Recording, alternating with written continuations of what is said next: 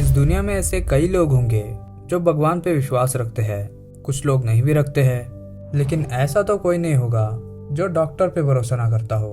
लेकिन यकीन मानो, इस वीडियो को पूरा देखने के बाद शायद आप भी डॉक्टर के पास जाने से पहले 2 बार जरूर सोचोगे।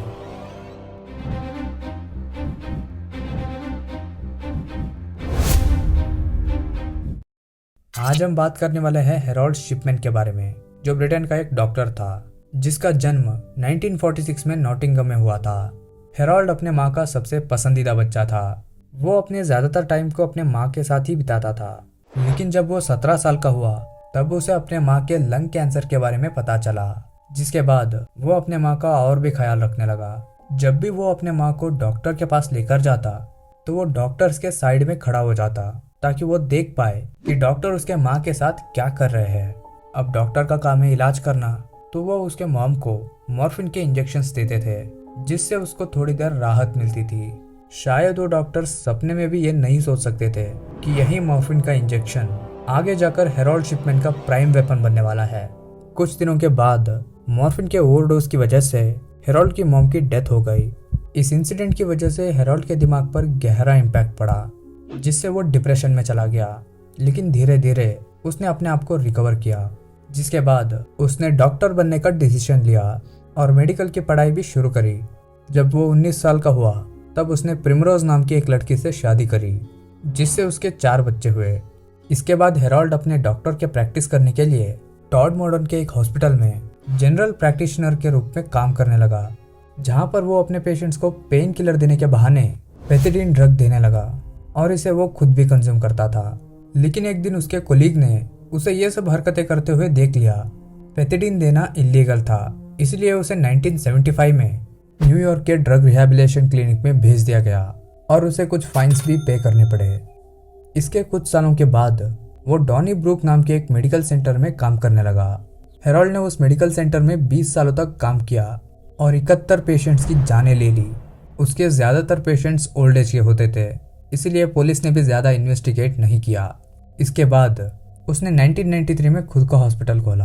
पहले तो इसने लोकल लोगों का ट्रस्ट गेन किया, जिसकी वजह से 3000 पेशेंट्स उसी के पास इलाज कराने आते थे।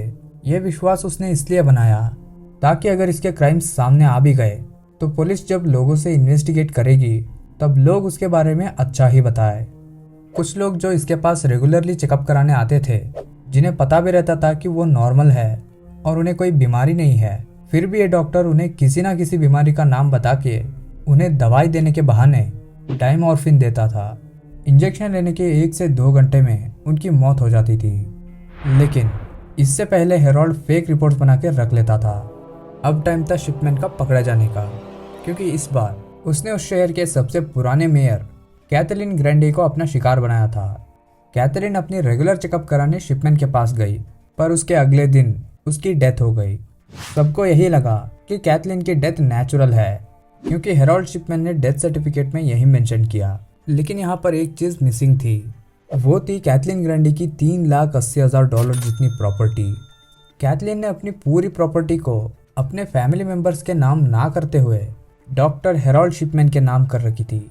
जैसे ही ये बात कैथरीन की बेटी एंजेला को पता चला तो उसे ये बात अजीब लगी, क्योंकि जो प्रॉपर्टी उसे मिलनी चाहिए थी वो अब शिपमैन को मिल रही थी, जिसे वो लोग अच्छे से जानते भी नहीं थे। तो एंजेलिना ने सीधे जाकर पुलिस कंप्लेंट रजिस्टर करवाई और पुलिस ने कैथरीन की बॉडी को ऑटोप्सी करने का आदेश दिया। और तब जाके सामने आया कि उनको कोई बीमारी नहीं थी, बल्कि उनकी डेथ मॉर्फिन के ओवरडोज की वजह से हुई थी। इसके बाद पुलिस पूछताछ करने शिपमैन के हॉस्पिटल जाती है, जहाँ पर उन्हें कैथरीन के रिपोर्ट्स मिलते हैं, जिसमें अलग ही बीमारी लिखी हुई थी जो कैथरीन को थी ही नहीं। अब पुलिस को सब कुछ समझ आ रहा था, फेक रिपोर्ट्स, मॉर्फिन की ओवरडोज, लेकिन यह काफ़ी नहीं था। इसलिए पुलिस ने शिपमैन के पेशेंट्स जिनकी डेथ हो गई थी उनमें से 15 डेड बॉडीज के सैंपल कलेक्ट किए, जिसमें सामने आया उन सब की मौत मॉर्फिन की ओवरडोज की वजह से हुई है।